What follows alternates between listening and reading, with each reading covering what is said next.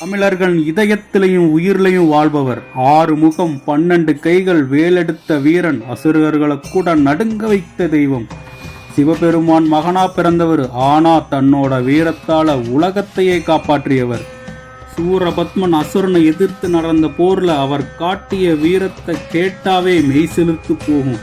இத்தகைய சிறப்புமிக்க முருகப்பெருமான் மந்திரகிரி வேலாயுத சுவாமியா எழுந்தருளியுள்ள செஞ்சேரிமலை முருகன் ஆலயத்தை பத்தி பார்க்கலாம்.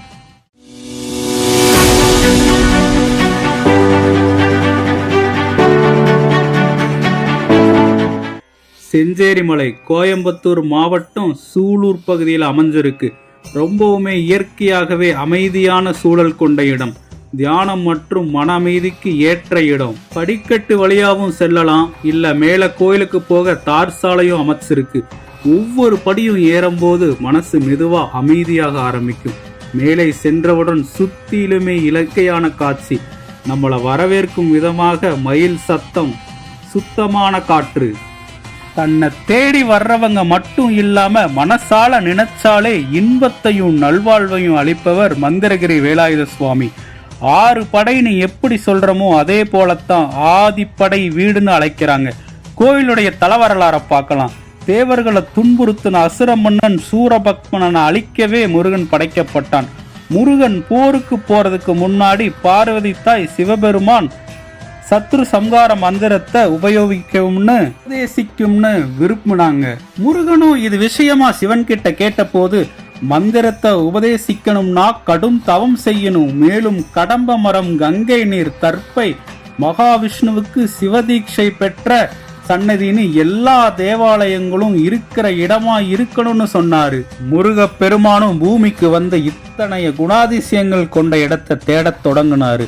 அப்படி தேடும் போதுதான் செஞ்சேரி மலையில கடம்ப மரம், தர்ப்பை, ஞான தீர்த்த சுனை வடிவுள்ள கங்கை நீரும், மகாவிஷ்ணு சிவதீட்சை பெற்ற சின்னமலை ஆகிய இடங்கள் எல்லாரும் நேர்கோட்டில் அமைஞ்சிருக்கிறத பார்த்தாரு. முருகனும் தவம் செய்ய இதுதான் ஏற்ற இடம்னு கடுமையான தவம் புரிகிறாரு.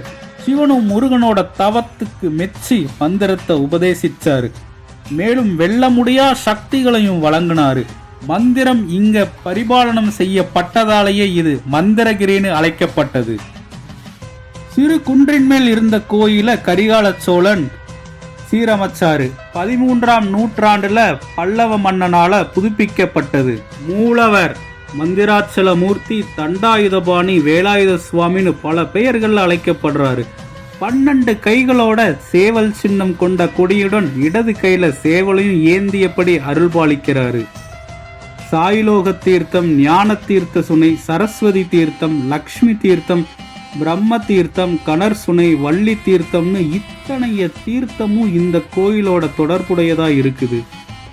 முருகனை பார்த்தா மட்டும் போதுமா, பக்கத்திலேயே பெருமாளும் சிவதீட்சை பெற்ற சின்னமலையும் அமைஞ்சிருக்கு. பெருமாளையும் தரிசிச்சுட்டு போலாம். ஒவ்வொரு வருஷமும் தைப்பூசத்துக்கு சிறப்பா தேர் திருவிழா நடைபெறும். 1 இல்ல 2 தேர் வடம் பிடிச்சு இழுப்பாங்க. முதல் தேர் செஞ்சேரி புத்தூர்லையும், 2வது தேர் செஞ்சேரி மலையிலையும் இழுக்கப்படுது.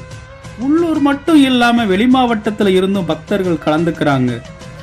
போக்குவரத்து பல்லடம், கம்மாநாயக்கன்பாளையம், சுல்தான்பேட்டை, பொள்ளாச்சி, சூலூர், உடுமலைப்பேட்டை, பெதப்பம்பட்டியில இருந்து பேருந்து வசதிகள் இருக்கு. பல சித்தர்கள் வந்து தவம் செய்த இடம்னு சொல்லப்படுது. இன்னும் கூட சித்தர்களோட நடமாட்டம் இருப்பதா மக்கள் சொல்றாங்க. முருகன் கடவுள் மட்டும் இல்ல, அவர் ஒரு தைரியம், ஒரு நம்பிக்கை, ஒரு வாழ்க்கை வழி. வாழ்க்கையில எதுவுமே சரியில்லைன்னு தோன்றும் போது ஒரு முறை மனசார முருகான்னு சொல்லி பாருங்க. உள்ளே ஒரு சக்தி எழும், அதுதான் முருக சக்தி.